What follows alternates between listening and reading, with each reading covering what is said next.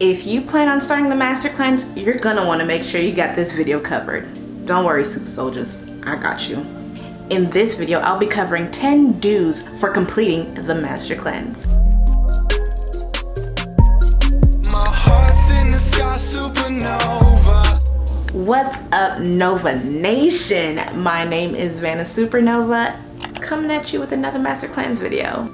Master Cleanse 101 is a new series on my channel where I'll be covering and journaling my journey through detoxing. In doing so, I'll be helping others as well.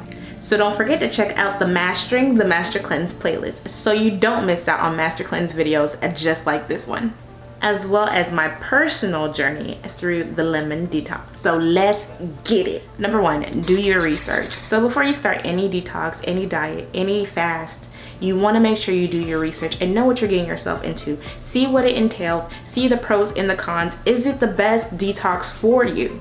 Not all the detoxes are going to work the same for everybody. If you have a condition that doesn't permit, which I'll get into with tip number 2, then of course this would not be for you.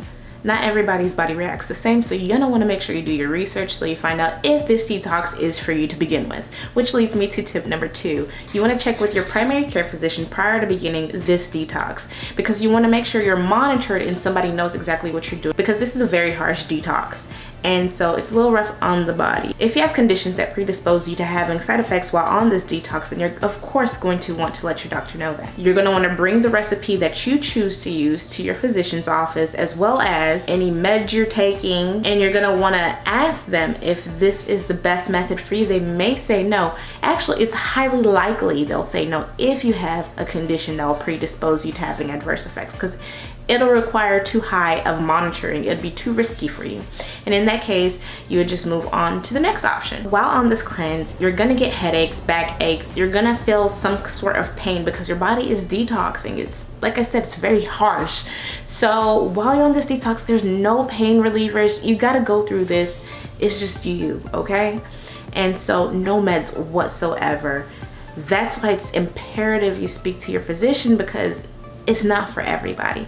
I have heard from my Facebook group some people using their meds while they're on the master cleanse. However, most medications do require you have a meal or something sitting on your stomach so that you don't regurgitate the medication, and in other cases is needed for the absorption of the actual medication. Check with your doctor. The third do is a major key. You're gonna want to be consistent. This is a marathon, not a sprint. I always say that to you guys. And that's because it's true. You guys are gonna be on this for 7 to 10 days, up to even 40 days. And so you're gonna need a support system. You're gonna need someone who's there, someone who knows what you're doing, someone who could go through it with you even. I'm in 2 Facebook groups, and in both groups we serve as a support system for each other. Sometimes we cleanse together, and it's just so convenient for me when I'm going through my journey that I have somebody there to hold me accountable, like an accountability partner. Somebody who will understand what I'm going through and motivate me to continue going. The fourth do is you're gonna wanna plan this out. So you're gonna wanna plan out what you're gonna do pre, during, and post. Meaning before you start your cleanse, do you want to ease in? That's always an option to make it easier for you. You can ease in with soups, something light, something to get your stomach used to not having the heavy foods. During your cleanse, you can work out if you were used to working out before, but it has to be lightweight workouts. Post cleanse, you gotta choose what you're gonna break your fast with. You also gotta plan exactly what you're gonna change within your lifestyle to prevent any further damage to your body. Meaning that if you use this as a reset button, do you really want to go back to what you started with? I don't think so. I mean, I didn't. I don't. And to help, I have a video on the 5 ways you can keep the weight off post master cleanse. So you can click on the I above, and I also have the link in the description box below. The 5th do is to keep yourself busy. Whatever hobbies you've had in the past or anything you wanted to try, now is the time to do it. Keep yourself busy. Keep yourself not thinking about exactly what you're going through. You may want to take a couple of days off, at least when you're beginning, like the first 3 days. So if you have a weekend or some time off that you can take, I would say do so, because the saltwater flushes can be a little harsh on your body, and until you know how your body's going to react to the cleanse, you want to keep clear of, you know, major activities, work, etc. if you can. If not, if you work, or if you're in school, just wake up a few hours earlier so that you can do your saltwater flush, and you'll see how your body reacts then.